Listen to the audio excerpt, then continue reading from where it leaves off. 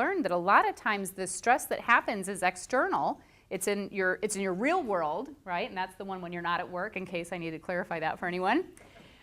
In your real world, you have challenges happening, and unless you can get a handle on that and come up with a plan, a result that you're after, an action plan to get there, and the right kind of thought process, if you can't figure that out in your personal world, guess what comes to work with you? Everything, all the time.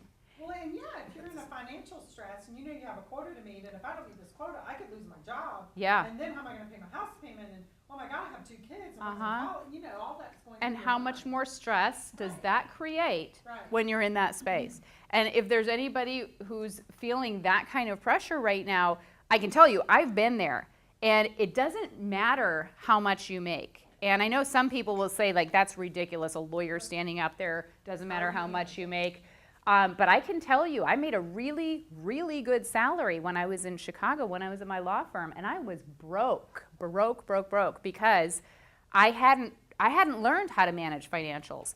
And the pressure was unnerving. I had law school loans, over $100,000 in law school loans that I was paying back, in addition to my mortgage, in addition to my credit cards. And by the way, I won a contest one time on Southwest Airlines for having the most credit cards in my wallet. And I was really excited because I won a prize. It's probably like an extra bag of peanuts or something. And you think about what that was doing to my world, I didn't understand it because I hadn't studied it. I hadn't learned it.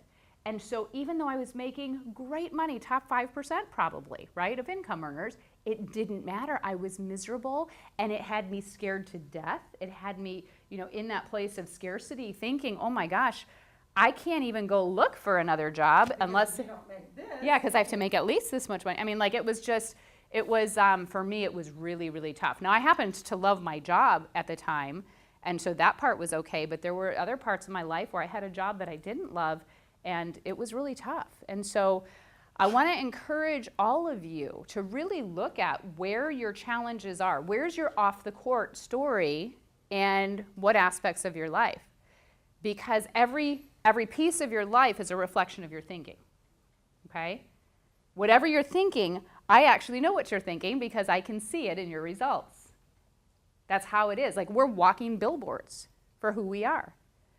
You look at your bank account, that's a reflection of your thinking. It's a reflection of your knowledge up until now. If it's not where you want it to be, it's okay. That only means one thing.